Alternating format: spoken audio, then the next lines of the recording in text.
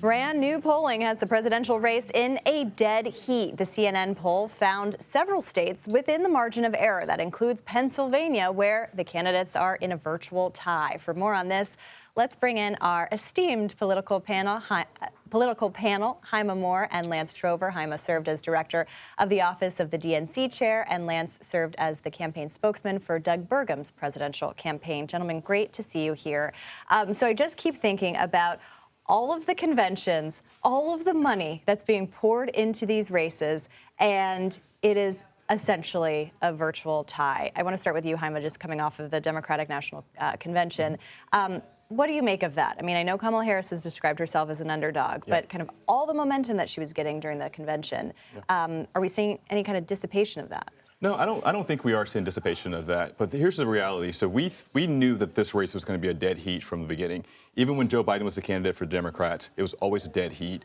The country is divided in a way that is apparent in these polling. So you're going to go state by state, and it's very difficult to say one state's red, one state is blue. This is going to be the case for the next few weeks. It may be the case up until Election Day. But I do think that Kamala Harris still has a lot of momentum. She's running a really sound campaign. She and Tim Walz understand that the only thing that counts right now is getting the voters to vote. And Lance, I want to put on your NRSC hat for a little bit, because what's also interesting in these polls, and we've seen that kind of throughout the campaign, is that while the race is really tight, in these Senate races, the Democrats are running pretty far ahead of the Republicans, except in Pennsylvania, actually. That was a dead heat. But I'm wondering kind of what you make of that dynamic and why. I think that I think the Senate is probably still going to go Republican. There's a pickup opportunities, West Virginia, Ohio. There's definitely some states that lean red that I think are going to happen. There's a long way to go in this campaign. I mean, we're talking 60 days out. That's an eon in politics. And so there are especially a lot of... this year. Yeah, I mean, we had a different presidential candidate not too terribly long ago. Exactly. But I do think it is all coming down to Pennsylvania. If you look at these polls, that is really quite telling that both campaigns are going to be completely focused on that state. It's kind of the new Florida of back in the day, right? And I think that's where everything's going to be poured into that state. Yeah, I mean, speaking of that state, Pat Toomey, the former Republican senator from Pennsylvania, had this to say about the election. I want to play a little bit of that. When you lose an election and you try to overturn the results so that you can stay in power, we all are familiar you lose with me. What if it came down to one vote? And it was yours that put Kamala Harris, then it is yours. It is an acceptable position for me to say that neither of these candidates can be my choice for president.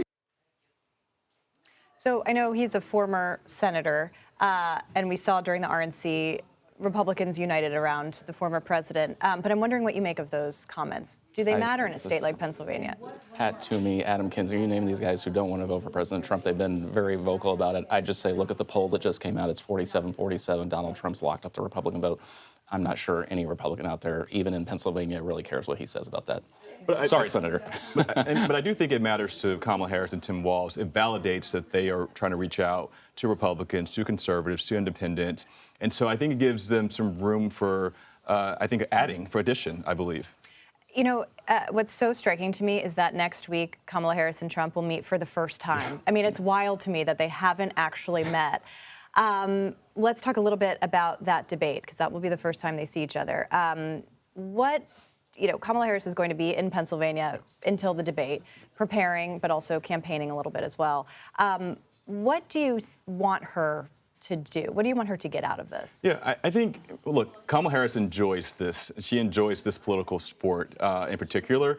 And so I think a couple of things that she's got to do. She's got to show Americans who she is. I think people still have a question mark about where she stands on certain issues. So she's got to remind people where she stands on certain issues. Secondly, she's got to be strong against the former president. We saw Donald Trump in the debate with Hillary Clinton. We saw Donald Trump debate with Joe Biden. He's a very great debater. And so I think Kamala Harris has to show that she can match that energy. And I think lastly, she's got to be clear about her vision for the future. She's talking about not going back. What does that mean? And so she's got to be very clear about what she and Tim Walz would like to do for the next 4 years. And what about Donald Trump? I mean, we have this argument over the past several years about whether debates matter. Well, it turns out that they really do. It knocked a candidate out of the race, essentially. Donald Trump is, known for saying he doesn't need to prepare for these, and he has shown a deftness of being, able to talk off the cuff in some of these debates. But what does he need to do, or can he just go in there unprepared? Well, I think you should always prepare for debates, but I'm far be it for me to tell the former president what to do. I think there's one thing we can all agree on here at this table. The voting public is pretty well in tune with Donald Trump and who he is and all of the good and bad things that come with that. I think if you're Donald Trump, the one thing you cannot let Kamala Harris do is try to continue kind of what I would say is rewriting history. In her campaign, it's, I was a prosecutor and, oh, by the way, I'm a moderate running for president. I think he has to be really strong in calling out a lot of her far left voting record in the Senate and her time as vice president when inflation has soared 20%, when the border has been out of control. So I think she's going to try to gloss over many of these last 7 or 8 years. I think for him, he can't let her do that. And it's interesting, too, because Harris and Biden were together on Labor Day. Do you think that she needs to create distance from him? Is that possible to do, especially as, you know, the Trump campaign strategy is to say that she inherits all of the baggage? Yeah, I mean, look, I think Joe Biden has been a phenomenal president. I think Kamala Harris has said that, and she says it every day. But here's the thing. She's got to create some space just to show voters that she's a different will be a different president than Joe Biden. I don't think that she needs to disavow Joe Biden. Joe Biden's been a fantastic president. He did a lot for this country. She would not be the nominee had he not stepped aside, and she recognizes that. But they're two different people. You know, she was the vice president, so she didn't make these decisions. Joe Biden did. And so now she wants to be the person to make the decision, and she's got to prove that she can do that without throwing Joe Biden under the bus. Yeah, and this idea, too, of you know, in polling, we see the race has tightened from a Republican's perspective. Are the attacks on her working as you've seen them? I think you see it in the polling. I mean, this is going to be a very tight race all the way through. I think the key, obviously, are going to be the 15% of undecided voters that were in those polls. That's where it all lies. And that's why this debate next week, I think, is going to be absolutely huge, to quote the former president.